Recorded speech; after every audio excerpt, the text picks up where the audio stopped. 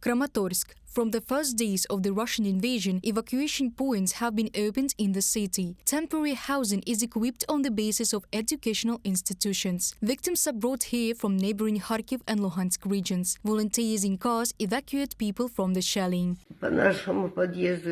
They beat our house all the time. I don't know what was left there. The volunteers took me from the apartment. I didn't have any windows or doors not damaged. We were lucky. 2 evacuation vehicles arrived and we left right under the shelling. It was very scary. Psychologists work with people in evacuation centers, and local residents fill up points with warm clothes, bedding and food. School cooks work 7 days a week. Those who are left without a home are warmed by comfort and morally supported. Here we have pates, stew, pasta, oatmeal, sunflower oil. There is no light, no water, and when you arrive, people thank you with tears and say thank you very much. Kharkiv resident Maxim Akulov is collecting another batch of aid for residents of the deoccupied territories of the region. Those where people have no way to survive without volunteers. And a year ago, at the same time, people in Kharkiv needed help. The city was ruthlessly bombed from all types of guns. Aviation worked. Kharkiv kept the defense, and volunteers worked around the clock to provide the defenders with everything they needed. At the moment, we are going to a boarding school for special children, let's say, who are sitting, stayed at the school and they have no food. We help them in any way we can. Maxim took out families with children on his own, helped the elderly and the disabled. He recalls that there were 300-400 requests per day. He cannot count everyone he helped. It happened that they came to the Horizont micro-district. In the early days it was shelled very hard. Houses were bombed. Almost no one went to this area initially. I went and some guys brought hot meals. Everyone refused, no one wanted to go there. During the year, Maxim and about 50 other volunteers organized the Just People Foundation. Now they are working in the Kharkiv and Donetsk regions, helping the units of the armed forces of Ukraine, primarily with medicines.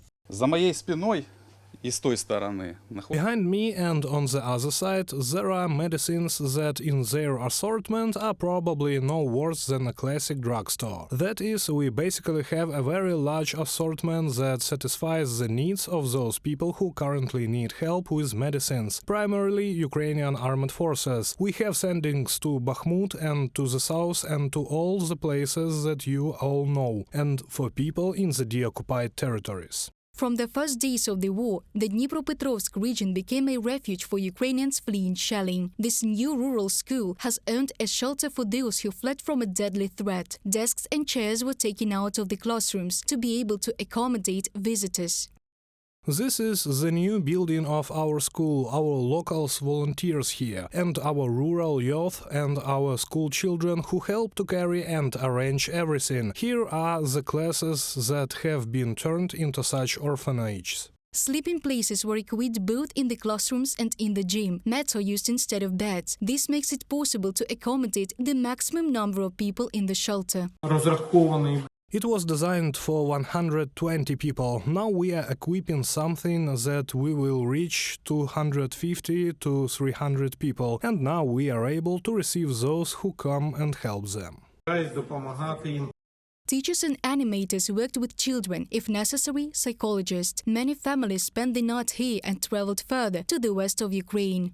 Then Lviv became a reliable rear for Ukrainians from different cities. On the first day of the full-scale invasion, the city station one by one received evacuation trains in which thousands of Ukrainians arrived. Warming points were arranged for them. Volunteers met people, fed them, warmed them and sent them to where they could temporarily settle.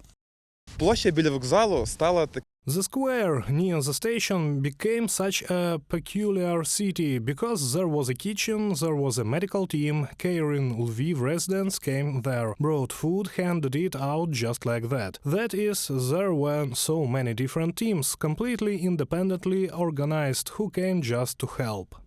Maxim worked as a host at entertainment events before the full-scale Russian invasion of Ukraine. He remembers that on February the 24th, he decided to immediately join the volunteers at the station to help people who came from different cities of Ukraine. Я пам'ятаю, що ми працювали. I remember that we worked from 9 a.m. to 9 p.m. practically non-stop. We were the voice of the station, and when I finished speaking into the microphone, people came up to me. We sent them by bus to Poland, to Chernivtsi, other cities of Ukraine, and assigned them to centers at regional state administrations. Then people did not know what to do. People were very scared. Visitors were accommodated in hostels, schools, kindergartens and theaters. About 500 institutions were converted for this. Modular towns were built. Not far from Lviv, a people's house was opened for those who fled from Russian aggression. Now 29 people live in this house. Irina and her 18-year-old daughter settled in one of the rooms. They moved to Lviv from the village of Novomlynyivka, Zaporizhia region, occupied from the first days of a full-scale invasion. Они могли прийти. They could come in the morning, you're in bed, you're still sleeping, they bang on you with assault rifles. They come in, get up, check the cellars, climb into the attic, completely open everything, turn it inside out. A lot of people settled in the houses. They just shoot ceilings from assault rifles, such a mess. The attitude was terrible. Irina left the temporary occupied territory only on January the 26th, but the Russian military detained her in a pre-trial detention center for 12 days, since her husband is in captivity and her son is a serviceman of the armed forces of Ukraine. Я прошла детекторы лжи. Passed the lie detector. I passed daily interrogations. For what purpose I'm going to the territory of Ukraine? What information I want to give? About the location of military equipment? About the number of Russian servicemen? According to them, I seem to be carrying information. I passed out Moscow, Voronezh, Pskov, Estonia, Lithuania, Latvia, Poland, and then only Ukraine. Here in Lviv, her daughter was already waiting for her. At the beginning of the war, from 60 to 90,000 people came to the city every day. Some stayed, others went abroad. Today in the Lviv region, according to official data, there are more than 250,000, unofficially 350,000-400,000 migrants. If necessary, the city is ready to continue to receive people in need of help. The Ukrainians were also preparing for the defense of their cities. From the very beginning of the full-scale Russian invasion, the residents of Zaporizhia organized volunteer resistance. That day, Vasyl Busharov and his comrades gathered in the workshop and decided to make anti-tank hedgehogs. The next day we made the first 4 hedgehogs. The next day we wrote and people came to the workshop to help. 50 people, the next day 150, the next day 300, the next day 500. People organized themselves. In a matter of days, a small workshop turned into a large volunteer center. Vasyl Busharov shot this video in February last year. Guys welders come like this. It happens. This is how we meet the Russian world.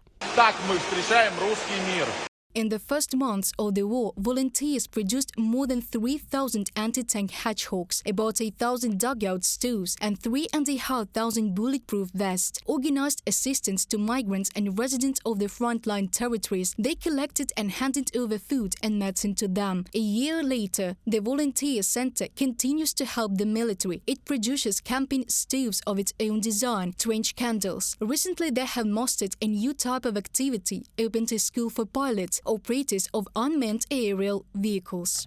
One of the main areas of our resistance is the work of the drone school, and a drone school has been formed, which now plans to produce 50 UAV operators every week. This is now the main direction that brings our victory closer.